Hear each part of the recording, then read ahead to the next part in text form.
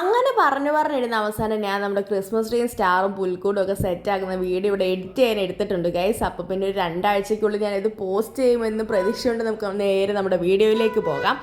ആദ്യം തന്നെ ഐശ്വര്യമായിട്ട് നമുക്ക് നമ്മുടെ പുൽക്കൂട് സെറ്റാക്കാം. ഈ പുൽക്കൂട് സെറ്റാക്കുന്നതിൽ ഏറ്റവും ടാസ്ക് എന്ന് പറയുന്നത് ഇവരെല്ലാവരും ഒന്ന് നേരെ നിർത്താമെന്നുള്ളതാണ് ഗൈസ്. ഇവർക്കെല്ലാം നേരെ നിൽക്കാൻ ഭയങ്കര മടിയുള്ള ആൾക്കാരാണ്.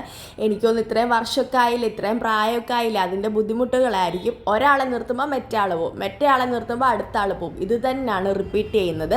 ഈ പ്രാവശ്യം എനിക്ക് ഏറ്റവും കൂടുതൽ തലവേദന ഉണ്ടാക്കിയത് ജോസഫായിരുന്നു. ജോസഫിന് നേരെ നിൽക്കുന്ന ഈ പ്രാവശ്യം വലിയ ബുദ്ധിമുട്ടായിരുന്നു. അങ്ങനെ നിർത്തി വെച്ച് നമ്മൾ ഏകദേശം പുൽക്കൂടിൻ്റെ പരിപാടികളൊക്കെ സെറ്റ് ആക്കിയിട്ടുണ്ട്. ബാക്കി ലൈറ്റും കാര്യങ്ങളൊക്കെ നമ്മൾ ഇട്ടിട്ടുണ്ടായിരുന്നു. അത് കഴിഞ്ഞ് നമ്മൾ അടുത്ത് നമ്മുടെ ക്രിസ്മസ് ട്രീ സെറ്റാക്കാൻ പോയി ഗൈസ്.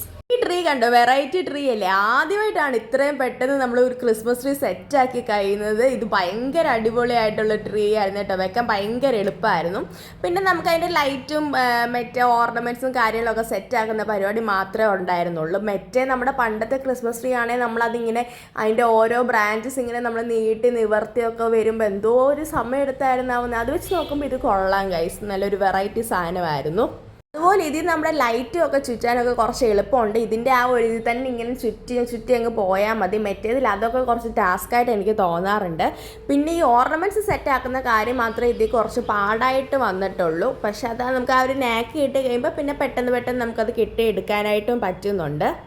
ഈ ട്രീ ആകുമ്പോൾ നമുക്ക് എടുത്ത് വെക്കുന്ന പാടും ഒന്നുമില്ല. അത് ജസ്റ്റ് ഇങ്ങനെ നമുക്ക് ഫോൾഡ് ചെയ്തെടുക്കാൻ പറ്റുന്നതാണ്. ഞാനത് നിവർത്തിയത് കണ്ടില്ല. അതുപോലെ തന്നെ നമുക്ക് തിരിച്ചതിനെ ഫോൾഡ് ചെയ്തും വെക്കാൻ പറ്റുന്നതാണ്. അതിൻ്റെ ഒരു ചെറിയ കാർഡ്ബോർഡ് ബോക്സ് ഉണ്ട്.